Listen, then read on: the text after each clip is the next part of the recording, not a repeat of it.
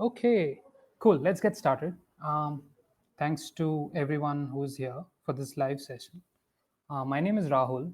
I run a school in Bangalore, India, and I'm a Montessori elementary teacher. I also occasionally train elementary teachers. But besides all that, I'm really passionate about math. And I do feel we can potentially do a lot more when it comes to elementary math. So today I wanted to take you on a journey on some areas of math that I feel are underrepresented in the math curriculum that we have in elementary, and primarily look at probability, statistics, and data. As we all know today, this is the era of big data. We are looking at huge amounts of data, especially on our computers, and it's become increasingly important to become savvy, to understand how this, to understand how to analyze this data. And I want to integrate some of that into our conversation today. Don't treat this as a prescriptive score and sequence. I'll offer a set of provocations for you to think of, and I'd like it to be as interactive as possible. So there are lots of questions. Please use the chat to respond to the questions, and we'll start with a question. I hope you're all able to see my screen clearly. Just to get the old gray cells sticking, and to get us thinking a little bit about probability, I have a question for you. So I'd like you to read the question to yourself, and on chat, why don't you place your answers? Here we go. You know that a family has two children. One of the children is a boy. What do you think is the chance that the other child is also a boy? Just for the sake of discussion, we'll assume we have only two genders, and that boys and girls are equally likely. I see Isamar says immediately 50%. What do others think? Sonal says 50%. Eloise says 50%. Chetan says 50%. Ines says 50%. Lots of 50% in the house. Yeah. Monali says 25%. Manaranji says 50%. I can tell you that so far we don't have a single right answer. And that's quite interesting in itself, that a question as simple as this, that it's commonplace to have a family with two children and one of them being a boy, and what's the chance that the other child is also a boy? We see 0%, we see 100%, we see all kinds of numbers. So I'm not going to reveal the answer at this point, but I want this to be an invitation to think that something is not what it seems, that it would seem obvious that 50% may be the right answer. But it turns out that when you apply a little bit of intuition and a little bit of probability, you realize that it's actually not 50%, it's not 25%, it's not 0%, it's not 100%. And we'll talk a little bit about how do we help children reason this out as we go along this conversation. Yeah, this was just to kind of get us started, to start thinking. Let's move on to the next.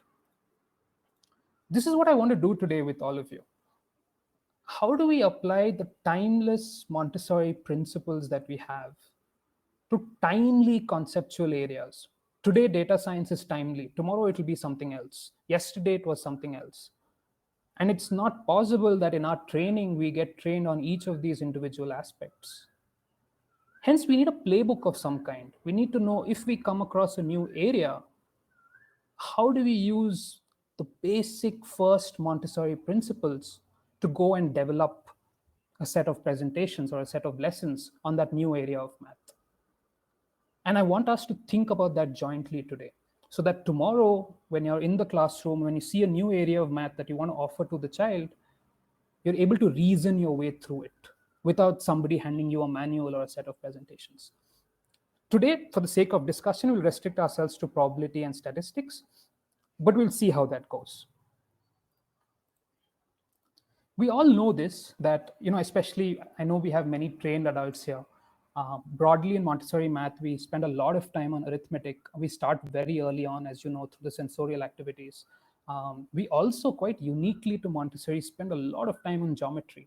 So a lot of the other traditional models of education would not spend as much time on geometry as Montessori does. But we do spend a lot of time on geometry as well. And then we find our way into algebra. We We have the strand of arithmetic and the strand of geometry, and it finds its way into the strand of algebra. And that's what we do till the child becomes 12, and then the child enters middle school, and a set of other things happen. But a question here remains, and it's quite an important question, which is that arithmetic, geometry, algebra all help us when things are certain, when we know. And if we know, we can always design formulae, we can find out areas, you can do all kinds of things that our arithmetic and our geometry and algebra gives us. But what about cases where we don't know, where there's uncertainty? For example, the puzzle that I said to you, that what's the chance that the other child is a boy too? It's a classic case of uncertainty, and it turns out that the math lessons we have in the elementary years don't really address that. It doesn't really provide a tool for how do I work under uncertainty. If you look at the history of science, there's so many great scientists who talk so much about probability. This is the great Christian Huygens, who's responsible for so many of the early astronomical observations. Huygens says, I believe that we do not know anything for certain, but everything probably. And there's a lot of truth in that when you think about it. Similarly, we have Shelley. If you like your literature, Shelley tells us about fate, time, occasion, chance, and change, and how all things are subject to these. And we know that from our personal experience. We know that there is such a, we know that there's good luck, we know that there's bad luck, we know that things are uncertain, we don't know if it's going to rain today or not, I don't know if my network now is going to break. So a lot of uncertainty in our life, but we don't really quantify it. And of course, Graham Greene, former spy, a great novelist, tells us when we are not sure, we are alive. And isn't it strange that when we are not sure, we don't seem to know the math for it? And to me, this is the principal question, right? If education is to be a preparation for life, and life itself is uncertain, what tools can we offer children to deal with uncertainty? It feels to me like a really important question, that there must be some tools that we can offer children in our Montessori education to deal with this uncertainty. What do you think? And think beyond, just math here. What are the tools that we offer children? You could think and you could add to chat. How do we help children deal with uncertainty in their lives? I'll give you a minute. Maybe you can think of your ideas and add them to the chat.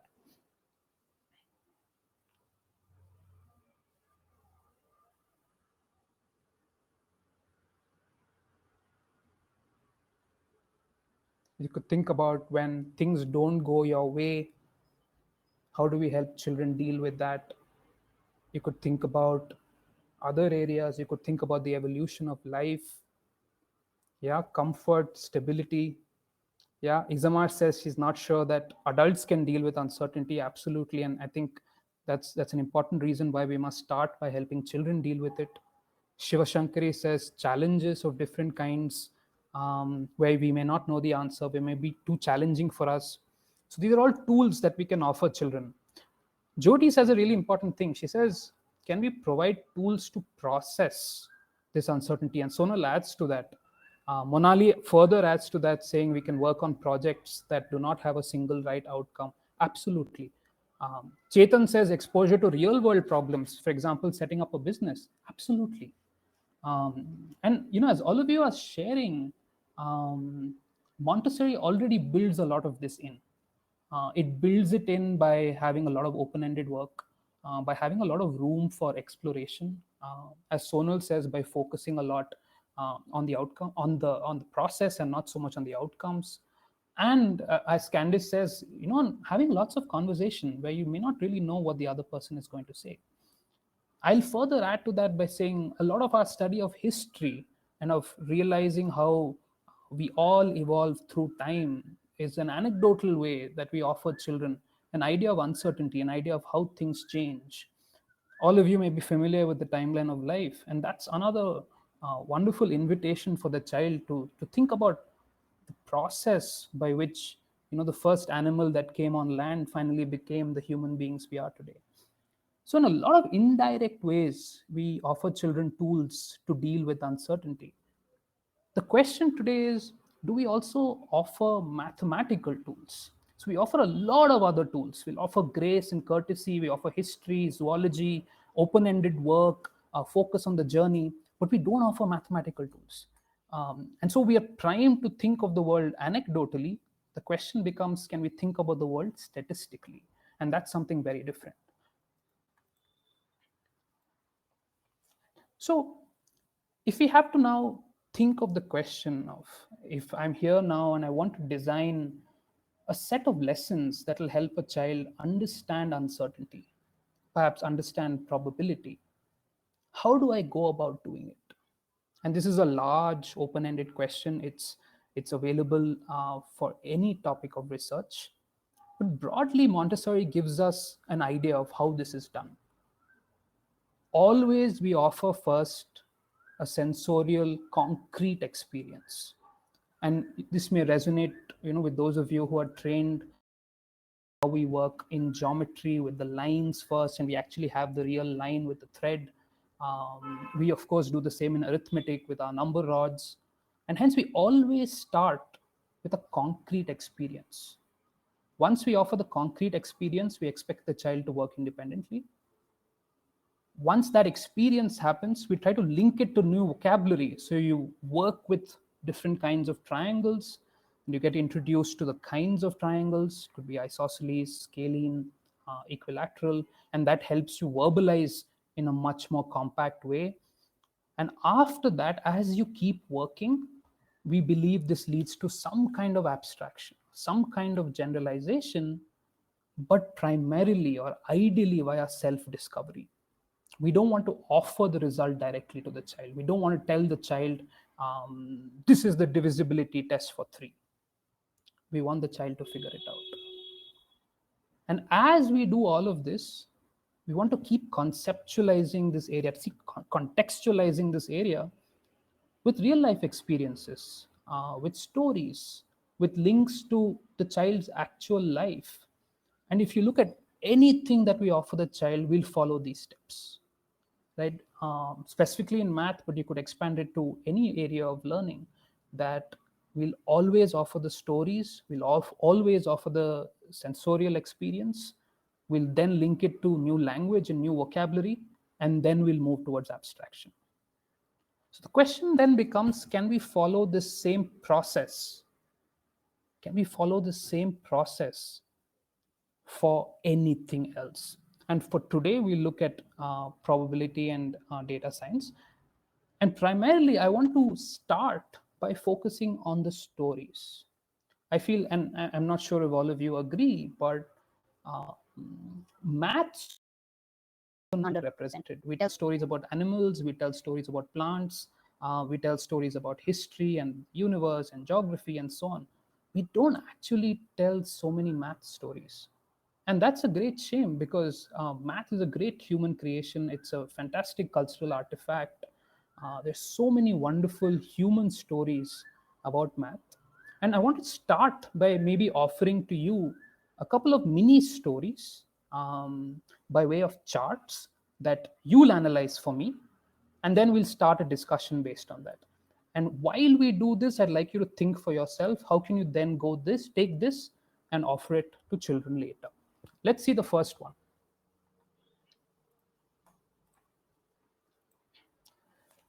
So this is an interesting chart. I'm going to offer you a prompt. I want you to think about it, and then I'd like you to respond. So this is a story that comes to us from World War II. The US, of course, had gotten involved, and they had sent in their bomber planes. These bomber planes, of course, went across the Atlantic. They got heavily bombed by the Nazis, and the US were very worried. They wanted to figure out, how do we protect our bomber planes, which are extremely expensive, from getting destroyed all the time. So being mathematically inclined, our friends in the US did an interesting study. They looked at all the bomber planes that came back, and they plotted on the red dots that you see where all the bomber planes were damaged. So you can see I've labeled them. You can see section 1 is badly damaged, Section 3 is badly damaged. Section 4 is damaged. Section 6 is damaged. 9 and 10 are badly damaged. And then they decided that using this, they could redesign their planes and make it stronger in specific areas, simply by looking at the planes that returned back with all of this damage. This is the graph. It's a very famous graph in the history of statistics. So the question to you is this: if you were part of the US Air Force on their engineering team, where would you make this aircraft stronger? You can label it based on, I've given you the labels on the image itself. So which parts of the plane would you make stronger? Can you think about that and type it out on chat?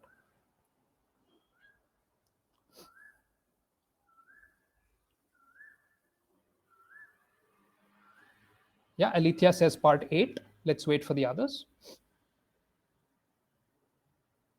Remember, parts 1, 3, 4, 6, 9, 10 are getting hit badly. They're coming back.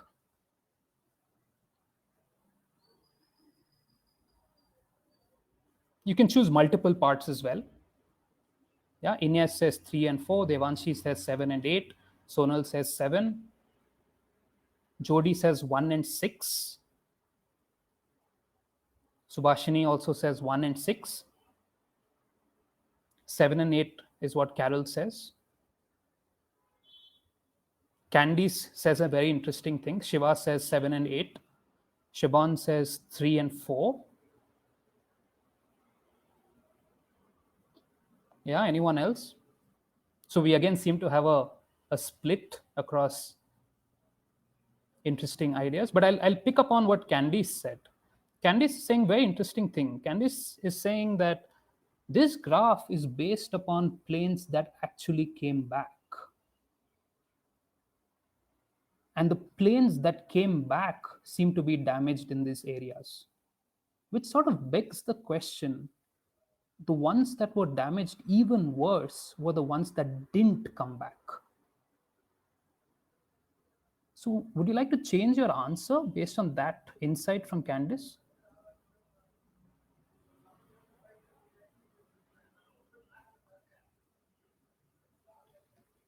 If anyone would like to change your answers.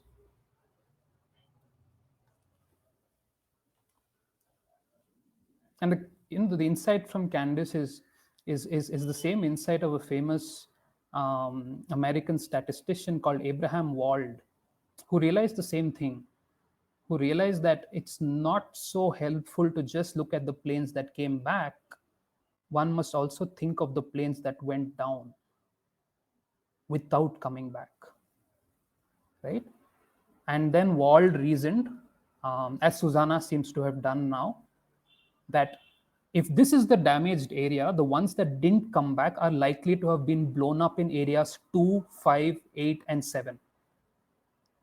Right? And he then reasoned that this data is actually misleading. You need to look at the whole data, and inferred from this chart that the part of the plane that needs rearmoring are the parts that didn't get hit here.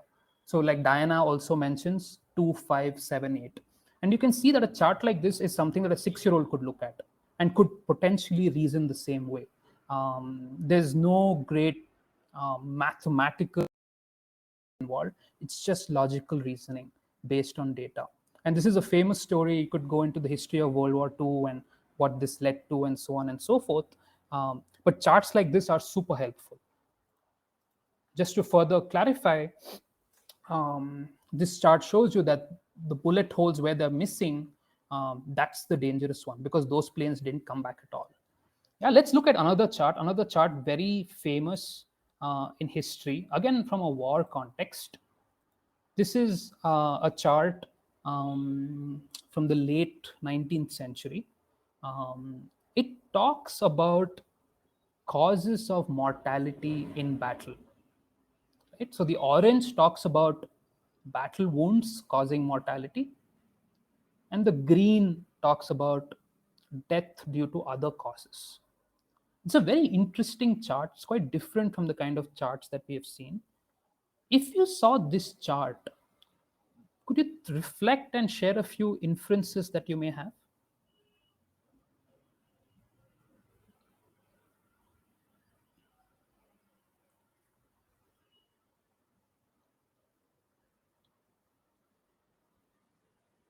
It could be anything that you observe.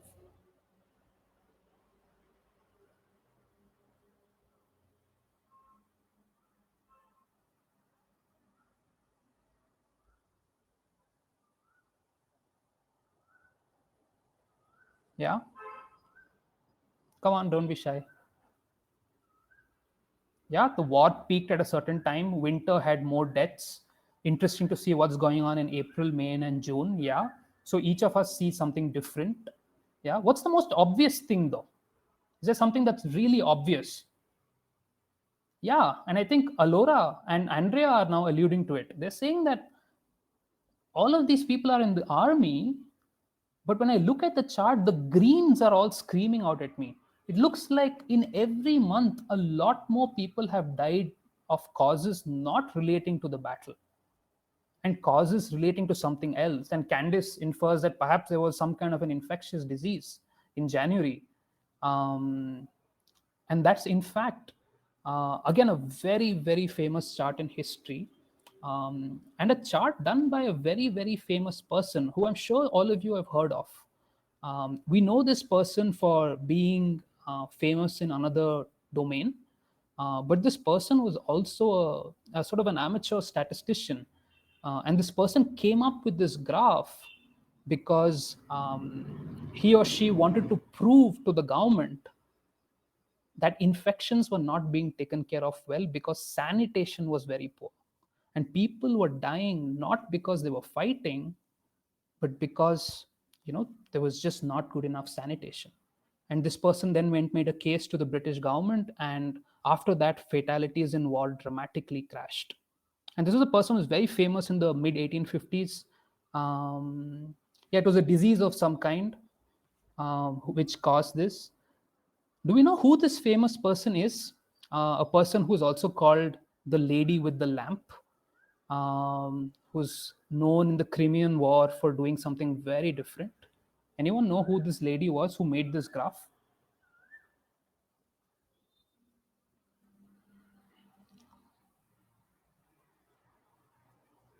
Yeah, Meena and Sonal says Florence Nightingale, absolutely. And it's a wonderful story about Florence Nightingale, who, while we think of her, as a person who offers solace by the bedside as a nurse, she was also a fantastic statistician. And she realized that if she just wrote a report, nobody would look at it. So she decided to make it into a beautiful graph, which was very unique, which screamed a particular outcome, and then offered it to the British government, which then made a whole lot of changes. Right? So this is another example of a lovely little story that allows children to relate to numbers in history, to charts, to interpretation of charts, and then potentially creating their own charts. Right? Unless they see quality, it's difficult for them to do quality. So a lot of these stories exist. I'll quickly take you through a few more that you could use. I'll just run through these. So, unlike arithmetic, geometry, and even algebra, probability is much newer as a field of study. It first emerged in the 9th century. And again, this is a fantastic game to play with children where you give them a code and you ask them to crack the code. The Arabs, primarily Al Kindi, who's a famous Arab philosopher, figured out that you could do this using very preliminary probability. You could break codes using that. It's a wonderful story waiting to be told. The 17th century has many gamblers' quarrels, which again children of the elementary age will love. And a quarrel that was then solved by two famous mathematicians, Pascal and Fermat. There are lots of pioneers of probability. Each of them are equally interesting. Laplace, the churchman Thomas Bayes, after whom some of you may have heard of the Bayes theorem, actually named after a minister of the British Church. The Russian Andrei Kolmogorov, fantastic story about him. Um, a further really relevant thing today, everyone knows that vaccines are being made, but how do the vaccines actually get approved for use? So, wonderful story about statistics and probability. And again, something that can be told to a young child in a way that is easily understandable and really contextualizes numbers for them. Apart from that, there are lots of famous paradoxes in statistics and probability. You have something called the birthday paradox. something called the Monty Hall problem, which is sort of quite famous in high school textbooks, and you may have seen them, but can easily be offered at the elementary level where the children are actually making the choice. So a whole host of stories that I'll invite you to offer to children. And again, pick and choose what you feel is right. But even more than stories, there's something that's very, very powerful. And I want to show you that. Games. Too often we think of math as something that we do with materials, as something that is sort of programmed into us into following a set of steps and then get an answer, sort of the procedure without the passion. Um, but it turns out that games are a wonderful way to build mathematical intuition, specifically around probability, around chance, around data of all kinds. All card games are fantastic, and I'll highly, highly recommend it in for any elementary child to play games using cards. Board games with dice, again, very interesting to predict what happens next based on the roll of the dice. And here they're living the probability. They're not thinking about it theoretically. The fact that they're living it really does make a huge difference.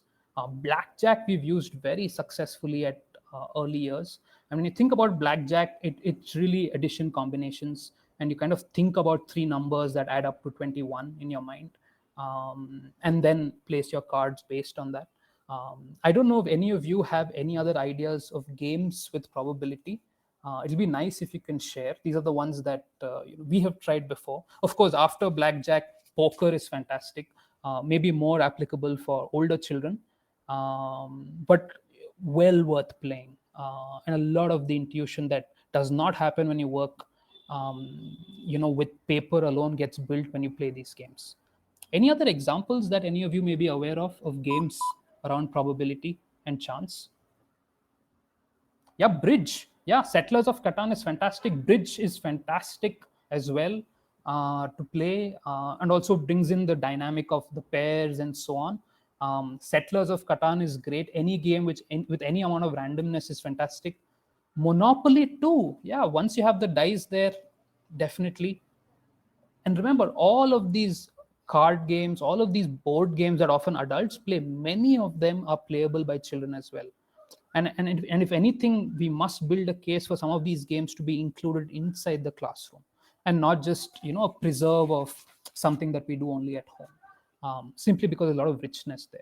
Yeah, chess is interesting too. And Sonal, you could think about whether chess is truly random or it's something else. You could think of it as anticipating the work of your opponent. And is that conceptually different from randomness? Is worth thinking through. It's an interesting question that a lot of computer scientists grapple with today. Yeah. Yahtzee. Yeah. So a lot of these games exist, and all of them, I highly encourage to bring into your classroom. So that being said, I also had a cartoon I wanted to share about a child who's an expert in poker. Just go through the cartoon, um, and tell me what you think. Does this child need to actually memorize the multiplication table as the dad seems to want? Why don't you think and offer me your ideas?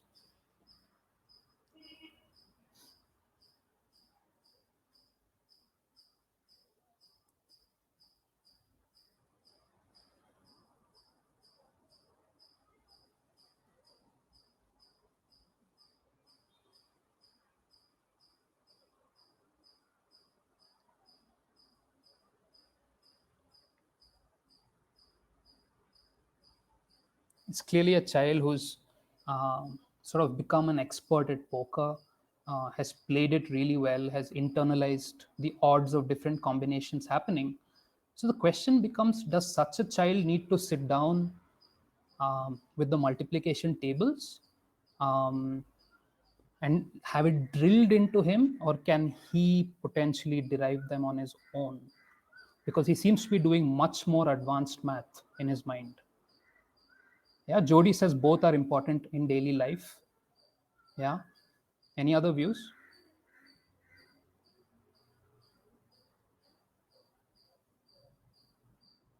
Andrea says when you have fun, the learning comes naturally. Yeah, I think that's really worth reflecting on. that perhaps the way to get to building core math skills is by having fun in a variety of ways. Could be playing a game, could be working on the materials, could be something else. Shibon says maybe you could use the poker to teach multiplication. Yeah, sure, why not? Use the child's interest and truly follow the child in this case, where the child has an interest in one walk of life.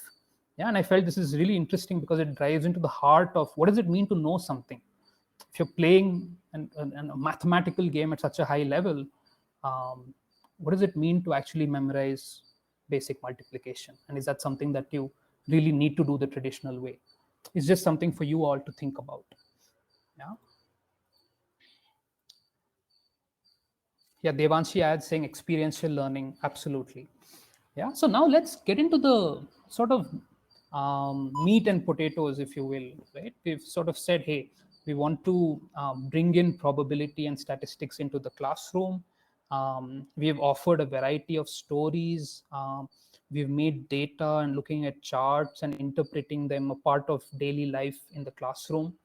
Now we want to get to the more hardcore stuff, right? We want to start making presentations. We want to start offering lessons of different kinds. How do we offer these lessons? Right? So let's go through these steps and let's try to reflect on what kind of lessons we can offer. I have a proposed set of lessons. We can go through them, and if you have your own ideas, we could then discuss. So remember, the first step is to always offer sensorial experiences that the child can then repeat on their own in different ways. So let's look at that.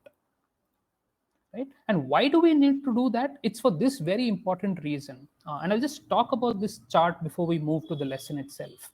Right? If you look at human beings, we don't really understand the difference between a 10% chance and a 20% chance. In our mind, both of those are unlikely. We just put it into that bucket. We don't really understand the difference between 45% and 55%. We just put it as, yeah, there's a half chance of it happening. And if anything is above 80%, we treat it as 100%.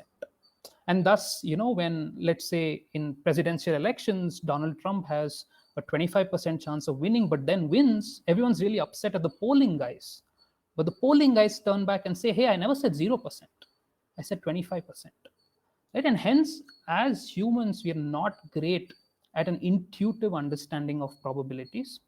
And to me, that's a great argument for actually building it at an early age, because a lot of us didn't get that intuition built into us. And so we just round down when it's 20 or below, and we round up when it's 70 and above. How do we then build that intuition? To us is a core question of how we offer probability. Right? So here's one set of presentations that I'll offer as an idea. Right? And I'll wait to hear your idea. I want to use materials that are already there in the environment. You don't need to, especially if you feel that it's going to cause some confusion, that children will look at the red, the green, and the blue of the pegs, say in the hierarchical sense. You can just choose different colors, or you can just use a bead holder of any kind, and you can conduct this experiment that I'm now going to offer to you. Right? I've just used the pegboard because it's easy to demonstrate and it's easy to have a good conversation. Right? So we're going to now do an experiment. Right? I'm going to take you through it, and then let's discuss it as it happens. Right? So the experiment runs thus, and this is how we'll offer it to the child as well. Right? We'll toss a coin. If we get a head, we'll place a red bead. If we get a tail, we'll place a blue bead. We'll do this 10 times. But before we start, we'll ask the children, you're going to do this 10 times. Can you predict how many red beads you'll get? Yeah, you're with me? So it's a very simple setup. We're tossing a coin. It turns up as head, we place a red peg or a red bead. If it turns up as tails, we place a blue bead. And in this way, we place 10 beads. Right? So imagine that you're conducting this experiment. And so if I asked you, how many red beads do you expect you will get out of the 10 beads that you'll place? What would you answer? Go ahead, add on chat. Yeah, Susanna says 5. Shiva says 10. Carol says 5. Meena says 5. Monali says 5. Candice says 5. So a lot of us seem to be thinking that it's going to be 5. and you think it's a coin, you toss it, it's going to be heads or tails. There's a 50% chance of either, so you go and put a 5. And there are others who have different points of view. So Ines thinks it's 7, Shiva earlier thought it's going to be 10. And just like that, children will have different points of view. And that's great. Now you actually go ahead and toss the coin and run the experiment. Right? And when you do that, you could get a result like this. Right? So I went and did this experiment, and I placed the pegs, and I got 6 red pegs and 4 blue pegs. I had predicted 5. So now this gets me thinking that I predicted 5, but I got 6. And I want to get it right.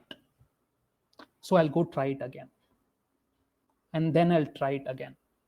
And I'll try it one more time.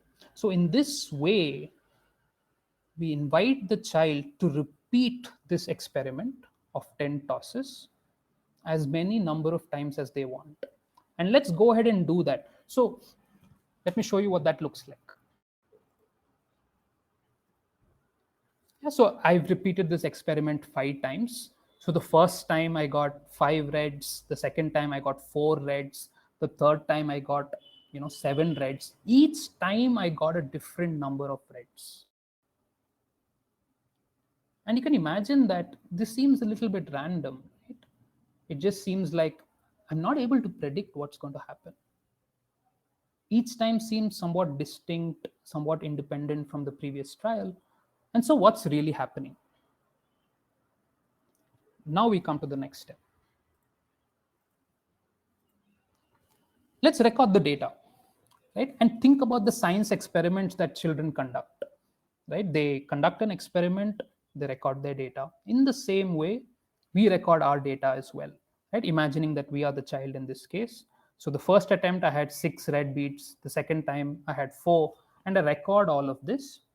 But the really important point here is, let's have a conversation with the child on this. And we ask them to summarize this in their own words. We invite them to actually analyze the data that their own experiment has generated and write something or tell us something.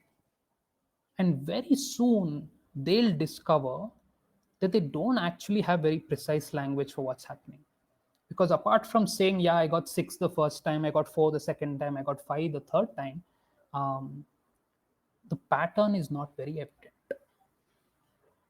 And this is where we come to the next step. So far, if you're with me, what have we done? We have set up an experiment, just like a science experiment, except this is a math experiment. We're tossing coins, we're placing pegs, and we're recording data.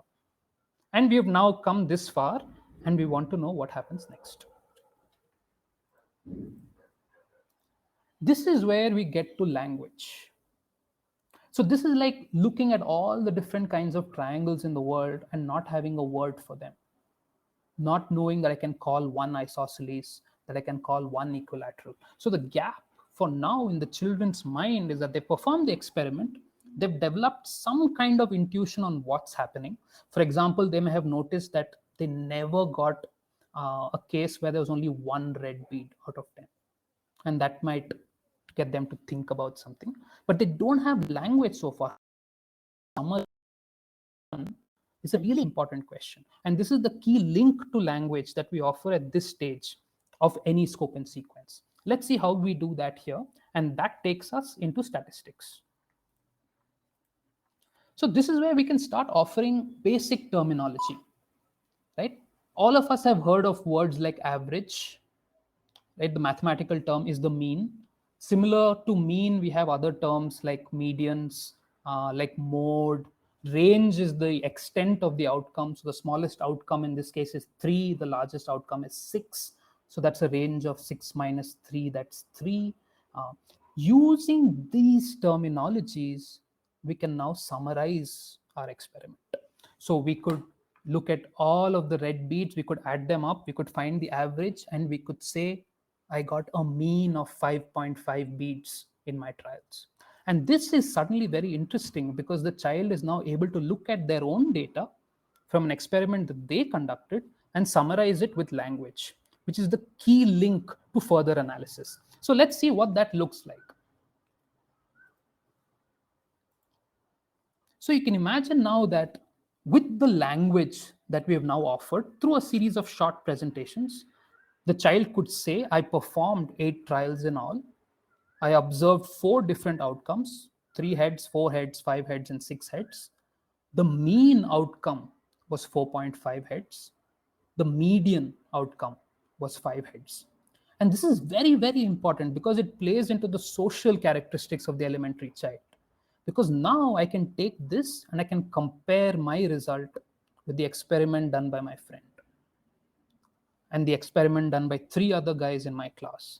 And suddenly, when it's not looking at words, we're looking at actual mathematical terms from an experiment that we have each done. And somehow, magically, for the same experiment, we seem to be getting slightly different numbers. And this is the nature of randomness and probability that allows the child to understand the concept that experiments don't always give us the same results. Right? So at this stage, you can then imagine that children can conduct different experiments of their own, each time summarizing them, comparing them, and then discovering various things. What all things could they discover? That's the key thing that we want to do.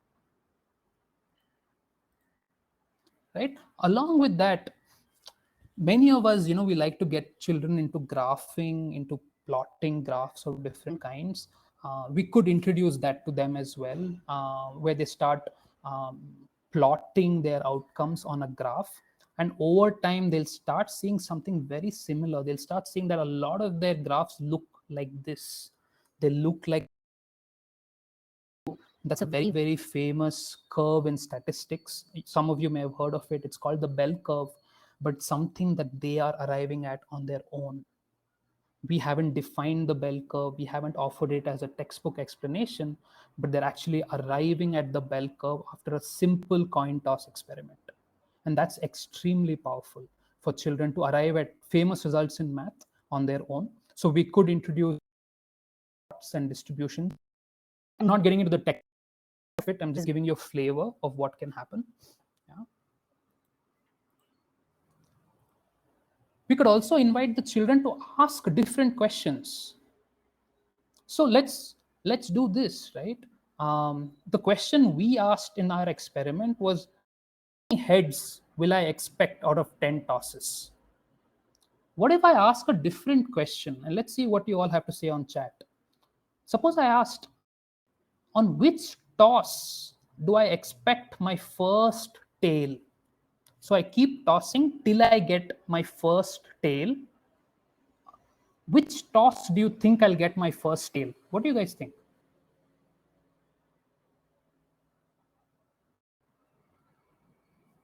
Do you think it's after 1 toss, 2 tosses, 3 tosses, 4 tosses? Anyone else?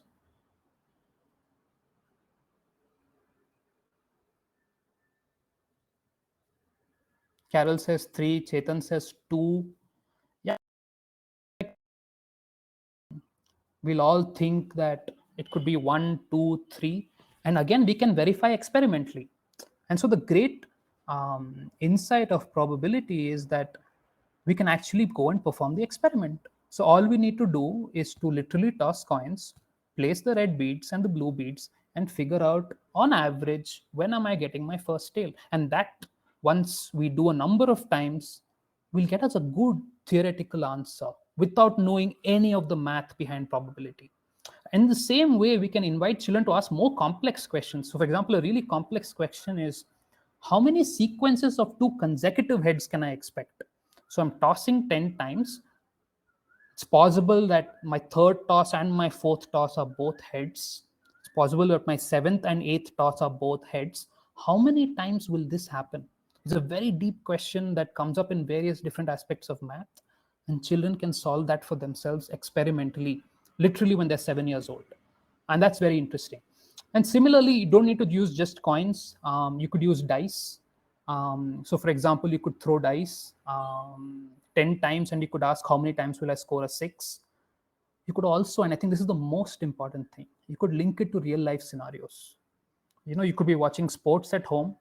Every time LeBron James shoots a basket, in an attempt, you put a red bead. He tries to shoot, but it doesn't go in, put a blue bead. And you can start really analyzing probabilistically how good a shooter LeBron James is. And you could do the same thing for other sports, for cricket, for tennis, for whatever.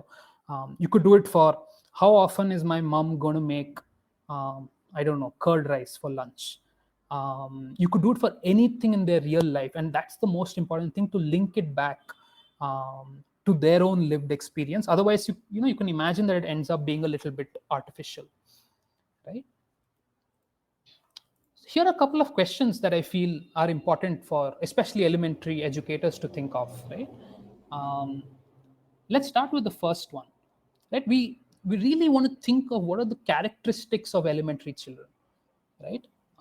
And so far, the things that we've discussed, how do you feel it connects to the characteristics of elementary children? Any thoughts?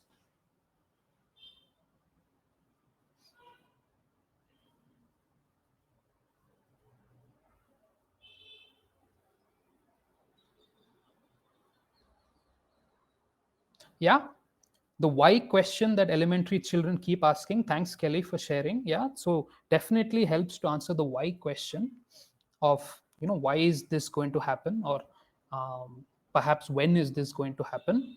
The social aspect, as Candice says, fascination with big work. Yeah, that's very interesting, because you don't need to stop with 10 trials. You can do 1,000 trials. You can do even larger trials and keep checking your metrics. You can check, okay, is my average changing? 100 to 1,000. Exploration, yeah. And Meena says a very important thing, they have to see to believe. And this is very different from solving a probability question on paper, right? When you actually put the beads there and you look at the patterns with your eyes, you start seeing things that you may not otherwise do. Andrea says to dig deeply into new knowledge. Yeah, absolutely. Wanting to investigate further, observing patterns is a really, really important thing. And Archana says reasoning mind. Yeah, these are children with a reasoning mind, and they'll start predicting really well. Once they start running experiments a few times, they'll start thinking about, okay, this is what is going to happen next.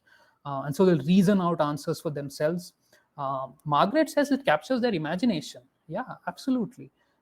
Because now they can actually think of, okay, what if I did 10,000 trials? What could happen then? So in a way, all of this comes together with the characteristics of elementary children. Carol adds that it allows them to explain things in their own words, absolutely. And for it to be done precisely, we offer all the terminology that we offer, and that's really important. Right? Let's look at the second question, right? We do a lot of science experiments in the Montessori Elementary, as I'm sure a lot of the educators here do. Right? How do you think this compares to that? What do you think are some similarities with that? What do you think are some differences with the science experiments that we do in elementary?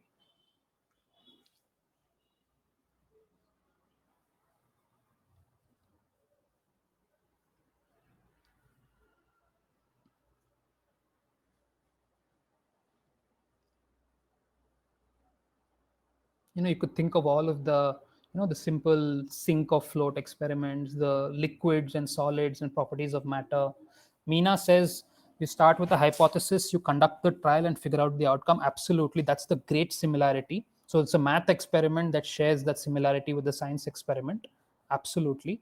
What else do you think is similar? What do you think is different? Archana says, yeah, you predict the outcome. So you start with an idea in your mind and then you do the experiment and you see if it matches up or not. Absolutely. What else?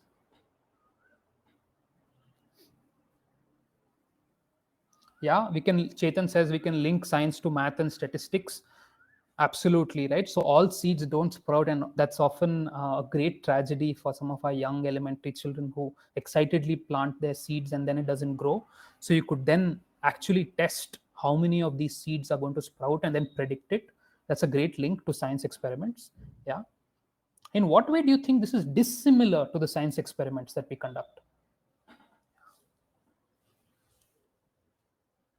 Yeah, Isama says a very interesting thing, right? That a lot of the science experiments that we do tend to have one outcome most of the time, right? If you take away some of the plant botany seeds experiments, most of the experiments behave predictably. And so at one level, probability experiments are conceptually slightly more challenging because you're repeating experiments where the outcomes are often different. And that is a higher level of reasoning that is then invoked in the child, right? Because you're repeating the same coin toss. Once you're getting 4 heads, once you're getting 8 heads. You perform the same science experiment, more often than not, you're going to get the same result, right? And this is a very important insight. We don't obviously give it directly to the child, but we allow them to think through what that means. And that will lead them to the fact that we need to conduct the experiment many number of times and then look at the average outcome, which is something very different from what we do in science ordinarily. Yeah, so I wanted to bring that to your notice. Let's go ahead to the final part, which is we've done all of this. So, we've offered sensorial experiences, we've offered interesting statistical vocabulary, we've given a lot of stories. All of that has happened. Now we want some abstraction to happen, some generalization to happen, and we want this ideally to happen through discovery, where the children are finding out these results on their own, right? This is the holy grail, as it were, right? In all of the math that we do, we don't want to announce results. We want the results to be derived by children. So can that happen? Let's quickly look at that. So a couple of ideas here about some discoveries that will happen as they work. And I've used some mathematical terms here. You can ignore it. The first one is really important. And I just alluded to it, right? That if you toss a coin 10 times, you may get a certain result. But if you perform the same trial 500 times, you're going to start getting a very predictable result. In other words, if you do more trials, you start getting a very predictable outcome. And the fancy math name for this is the law of large numbers, which is offered, in high school, sometimes in undergrad. But this can be derived by children as young as 8. And it's very intuitive, right? That you do the same experiment many times, you look at the average response. The average gets closer and closer to the predicted response as you do more trials. We already spoke about the inverted U, the bell curve. This is something, again, just through coin tossing experiments children can understand. The third thing is really important, right? Which is that sometimes you may choose 10 coins, you may toss 10 coins, and each time you may get a tail. That's a heavy outlier, right? That's going to happen very rarely. And so how does one think about these outliers? Where do these outliers come in life? How do we actually work with them? And that's like the black swan, as we say, in our own lives, right? Something totally unexpected. And this provides a sort of foray into investigating those just from one coin toss experiment. So all of these potentially happen as children work with this material, but the key thing is experimenting. You need to keep experimenting, do literally hundreds of experiments, and then you start developing some of this intuition. Yeah. After all of that is when we can then offer them what a conventional curriculum would offer on day one, which is the definition of probability. Right? You open a middle school textbook, they'll just give you this, right? The probability of an event is number of favorable outcomes by total outcomes. So you get the meat, but you lose the soul. You lose the spirit, you lose the intuition. Hence, it's really important that we get here after we work with our hands. Right? Obviously, there are some prerequisites involved. We need to know fractions pretty well. We need to know percentages pretty well. And often this probably happens once the child is somewhere towards, the cusp of ending lower elementary.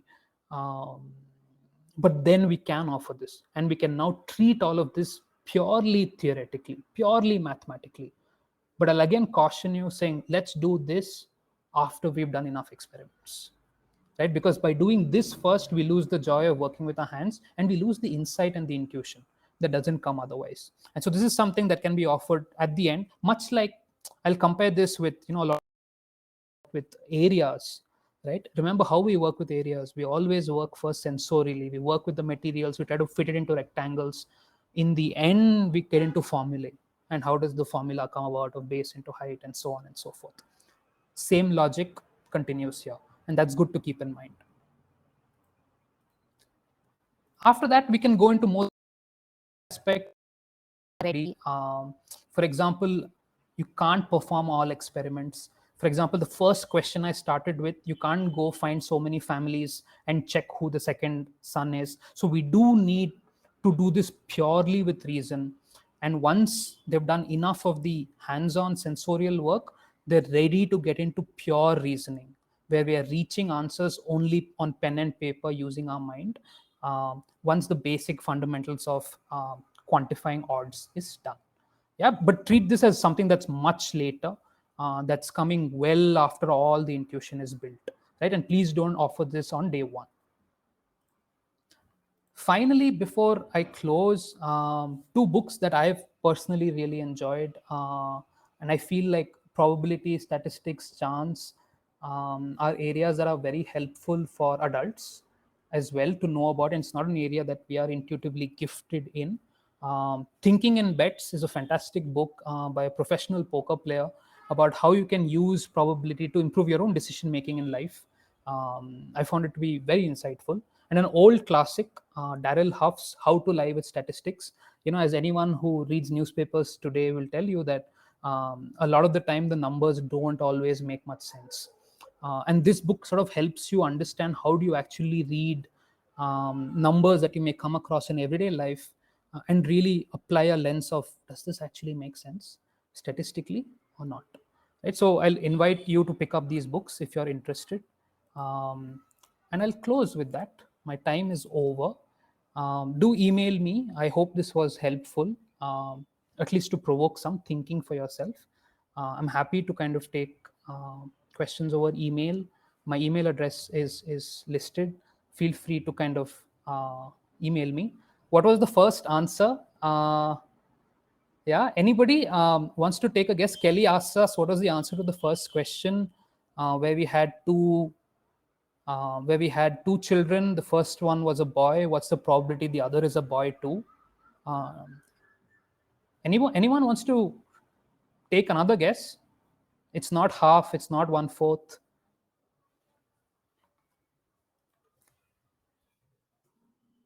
Chetan says 33%. Samar says 45%.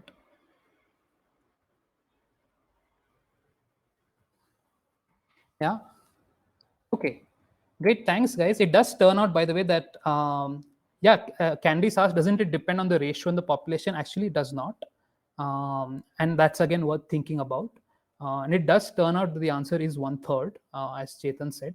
And it's really worth thinking about. I would encourage you to do it with beads as well if you're interested. And you'll see that it actually comes out to 1/3 and not 1/2. And that's very interesting in itself.